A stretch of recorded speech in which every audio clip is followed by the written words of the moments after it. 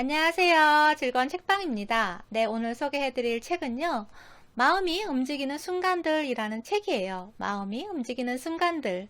어떨 때 마음이 움직이는지 저번 시간에 이어서 소개를 해드릴게요. 동기부여에 대해서 말씀드렸잖아요. 동기부여의 가장 좋은 외적 보상은 무엇인지 그 부분에 대해서 소개를 해드릴게요. 책 내용 먼저 읽어드릴게요. 사람은 동기 없이 행동하지 않는다. 동기는 삶의 거의 모든 측면을 지탱하는 힘이며 이 힘은 다양한 방식으로 영향력을 행사한다. 네, 어떻게 영향력을 행사하는지 그 실험한 사례를 소개를 해드릴게요. 인텔에서 인센티브 실험을 했어요. 어떻게 했냐면요. 8일 동안 근무를 하는데요. 4일 동안 근무를 하고 4일은 휴가를 줬어요. 그렇게 해서 반도체 공장의 직원들을 대상으로 실험을 했어요. 그런데 4가지 군단으로 나눠서 그 보상을 해줬어요. 외적 보상을. 어떻게 해줬냐면요. 첫 번째 군단에게는 현금으로 보너스를 줬고요. 두 번째 군단에게는 피자 쿠폰을 줬어요. 원래는 수고한 그 첫날 수고했다고 목표치를 달성했다고 그 감사의 표시로 그런 집에 배송을 따끈따끈한 피자를 집 앞에 딱 갖다 주는 실험을 하고 싶었는데 상황적으로 그게 안 돼서 그냥 피자 쿠폰을 주는 걸로 대치를 했어요. 그래서 두 번째는 피자 쿠폰을 주고요. 세 번째 집단에게는 칭찬을 해줬어요. 상사가 생산 목표량을 달성한 당신에게 고맙다고, 고생했다고, 잘해주었다고 그렇게 메시지를 보내주는 그러한 실험을 했고요. 대조군이라고 해서 이 조건의 노동자들한테는 아무 메시지나 보상도 주지 않고 그냥 아무것도 주지 않았어요. 그랬을 때 1일차에서는 확실하게 그 예상한 대로 결과가 나왔어요. 현금, 피자, 칭찬, 대조군 순으로 그렇게 성과가 나왔어요. 그런데 그 다음 날, 두 번째 날부터 그게 반전이 생겼어요. 어떻게 바뀌었냐면요. 가장 적은 상승 효과를 보인 것은 어떤 거였냐면 현금 조건을 했던 그 첫 번째 집단이었어요. 그리고 피자 쿠폰과 칭찬 조건을 했던 그 작업자들은 생산량의 상승 효과가 6.7%, 6.6% 거의 비슷하게 나왔어요. 그러니까 현금을 줬던 그 집단은 현금 상승 효과가 4.9%에 그쳤어요. 그러니까 피자와 칭찬했던 그 조건을 부여했던 그 집단이 훨씬 더 높은 성과율을 결과를 낸 거죠. 그래서 2일차, 3일차, 4일차에서는 그 보너스를 1일차에 줬거든요. 1일차에 주고 나니까 그 돈 받을 때는 첫날에는 정말 열심히 기분 좋게 했다가 그 다음날은 이제 다 받을 거 다 받았잖아요. 그러니까 별로 열심히 하고 싶지 않은 거예요. 그러니까 저조하게 내려가고 그 상승 효과가 거의 없었던 거죠. 그런 식으로 오히려 칭찬했던 그 칭찬 집단이 첫날에 그런 성과는 66% 상승했고요. 그 이후에는 조금씩 이제 하락을 했지만 다른 그런 실험군에 비해서 그 막 급속하게 하락하는 그런 일은 없었다는 거예요. 그런 것처럼 동기 유발의 효과가 현금 보상이 제일 좋은 그런 결과물을 내고 성과를 내고 하는 거는 아니라는 거예요. 더 좋은 성과를 내고 결과물을 내는 것은 칭찬의 군단이었다는 거죠. 그만큼 우리가 일의 능률을 올리고 성과를 올리는데 칭찬만큼 좋은 그런 역할을 하는 것은 없다는 거예요. 그래서 뭐 현금으로 보상해 주는 것도 좋지만 그거와 함께 칭찬과 인정과 감사의 그런 표현들을 해준다면 훨씬 더 좋은 성과로 오랫동안 꾸준하게 일할 수 있는 그러한 환경을 만들고 그런 결과물을 만드는 그러한 일이 된다는 거죠. 그러한 일들이 직장에서만 있느냐? 가정에서도 똑같이 적용된다는 거예요. 이야기를 하나 해드릴게요. 추수감사절이면 가족과 함께 많이 보내잖아요. 그래서 어떤 가정이 아내의 부모님 댁에 가서 추수감사절을 보내자 그렇게 계획을 잡았어요. 그래서 그 부모님 댁에 갔어요. 그랬더니 이제 딸하고 사이가 오니까 아이들이 손자들 손녀들이 오니까 얼마나 많은 음식을 준비하고 즐거운 마음으로 맞이를 했겠어요. 정말 상다리가 휘어질 정도로 많이 차리고 같이 맛있는 음식을 먹고 와인을 마시고 즐거운 시간을 보내고 아이들도 신이 나서 막 재밌게 놀고 그리고 마지막 후식으로 달콤한 호박파이와 디저트도 같이 먹으면서 즐거운 시간을 마음 따뜻해지고 훈훈한 그런 시간을 보냈어요. 그리고 나서 늦게까지 배불리 먹고 그리고 나서 이 남편이 이제 너무 감사하잖아요. 부모님한테 장인어른, 장모님한테 너무 감사하잖아요. 그래서 그러는 거야. 지갑에 있는 돈을 현금 다발을 딱 꺼내면서 어머님, 아버님, 너무 이렇게 애써주셔서 감사하다고. 그래서 얼마면 될까요? 얼마를 드리면 될까요? 300달러면 될까요? 아니지. 400달러를 드려야지. 그러면서 돈달러를 막 흔들고 있는 거예요. 그런 상황에 여러분은 어떤 기분이 들 것 같으세요? 내가 열심히 정성으로 마음으로 차린 음식을 다 먹고 즐거운 시간을 보냈는데 돈으로 그거를 환산을 하려고 계산을 하려고 하는 거잖아요. 그러니까 보통 이제 이러면 정적이 흐르죠. 정적이 흐르면서 분위기 싸해지면서 어떤 사람은 가득 들고 있던 숟가락을 나도 모르게 뚝 떨어뜨리게 되는 와인잔을 떨어뜨리게 되는 그래서 쨍그랑 소리가 나면서 분위기가 싸해지는 그런 분위기가 연출이 되잖아요. 그런 것처럼 타인의 배려에 돈으로 보상하는 그러한 일은 정말 그 소중한 시간을 그 의미 있는 그러한 일들을 파괴시키는 그러한 행동이 된다는 거예요. 그래서 인간관계에서는 그런 돈의 효과가 정반대의 결과물을 내게 만드는 그러한 일이 된다는 거죠. 회사에서는 어떤 일을 잘했을 때 보너스를 주고 돈으로 보상을 해주잖아요.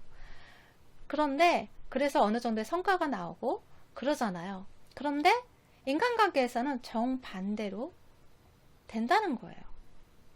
또 하나의 이야기를 해드릴게요. 회사에서 제품 하나를 만들면 3달러의 수익이 나요.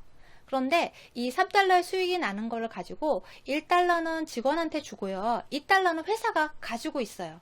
그러니까 회사의 뭐 사장이나 임원들 그런 사람들이 2달러를 챙겨가는 거죠. 그러다 보니까 회사가 제품이 많이 만들면 만들수록 그 수입도 늘어나겠죠. 그러다 보니까 회사에서는 그 직원한테 가는 돈을 조금 줄이고 회사로 더 많이 챙기려고 하는 그러한 일이 생기는 거예요. 그러다 보니까 어떻게 보면 파이 나누어 먹는 거와 같이 파이가 8조각인데 뭐 5조각 먹다가 5조각을 직원한테 줬다가 그 다음에는 좀 더 많은 조각을 만들 수 있게 되면서 더 많은 것을 회사가 가져가고 직원한테는 조금 더 똑같은 매출은 늘어나지만 똑같은 양을 주는 그러한 일이 발생이 되면서 노사 갈등이 생기잖아요. 그러한 것처럼 내가 가져가는 만큼 상대방이 가져가는 내가 양이 줄어드는 만큼 상대방은 더 많이 가져가는 그런 일이 발생이 되잖아요. 그런데 가족에서는 인간관계에서는 친구관계, 사랑하는 관계, 자식관계에서는 내가 베풀면 베풀수록 그 사랑이 점점 더 불어나는 그러한 일이 된다는 거예요. 그러니까 인간관계에서는 이런 파이의 원칙이 적용되지 않는다는 거죠. 정반대로 오히려 더 점점 불어나게 되는 배로 더 커지게 만드는 그러한 일이 된다는 거예요. 그래서 투자를 하면 투자를 할수록 점점 많은 수익을 낼 수 있는 것처럼 내가 투자하고 시간을 투자하고 노력을 투자하고 하는 만큼 더 사랑이 가득하고 더 좋은 돈독한 관계가 되고 그러한 결과물이 됐다는 거죠. 책 내용을 읽어드릴게요. 한정된 파이를 나누려고 경쟁하는 게 아니라 오히려 파이 자체를 확장하려는 태도는 어디에서나 필요하다. 이는 곧 직장에서도 돈 외에 다른 형태의 인센티브를 도입할 필요가 있음을 시사한다. 일의 의미와 연대를 강화할 수 있는 요소를 인센티브로 도입해 동기를 유발해야 한다. 왜냐하면 서로 연대하고 몰입하고 도전할 때 신뢰와 자율성을 부여받았다고 생각할 때, 노력에 대한 인정을 받을 때, 사람들의 의욕과 즐거움, 성과의 총량은 훨씬 더 커진다. 사실 파이 확장 조건을 만드는 일 자체는 어렵지 않다. 다 함께하는 분위기를 조성하는 것만으로도 직장 내 동기 유발은 가능하다. 네. 그러니까 가정에서도 그렇고 직장에서도 그렇고 이러한 형태의 의미 있고 함께 무언가를 도전하고 연대감을 느끼게 만드는 그러한 일들을 그런 분위기를 조성하고 그러한 외적 보상을 해준다면 회사에서도 좋은 성과를 낼 수 있고 그리고 또 확장할 수 있는 파이를 더 확장해서 더 많은 결과물을 성과를 낼 수 있는 도출할 수 있는 그러한 일이 된다는 거예요. 한 연구 사례를 소개를 해드릴게요. 대학생들을 대상으로 해서 4가지 집단으로 나눠서 실험한 사례예요. 어떤 실험을 했냐면요. 학생들을 어떤 가상의 위원회 역할을 하게끔 만들었어요. 그래서 그 위원회에서는 직원들의 연봉을 책정하고 그리고 또 어떤 직원한테는 연봉을 인상할지 토의하는 그 토의를 통해서 결정을 하는 그러한 과정을 다룬 그런 실험 사례였어요.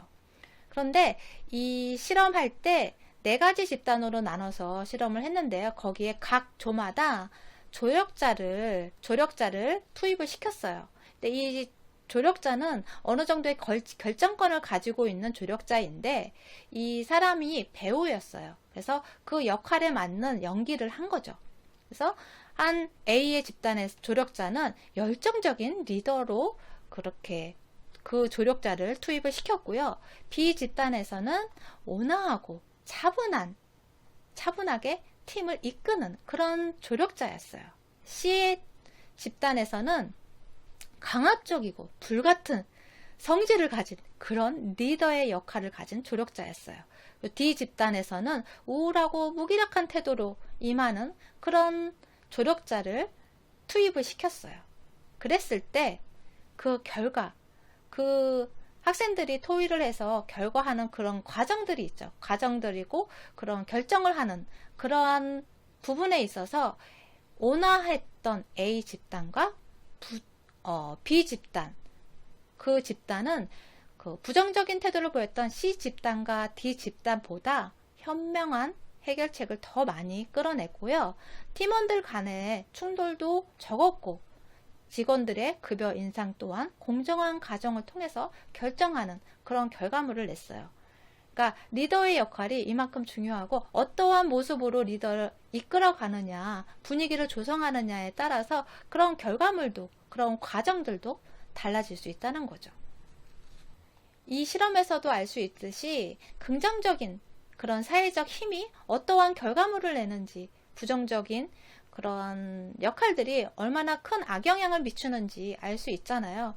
그만큼 우리는 우리 자신만이 아니라 친구와 동료, 우리 자신까지도 도울 수 있는 그런 힘을 가지고 있다는 거예요.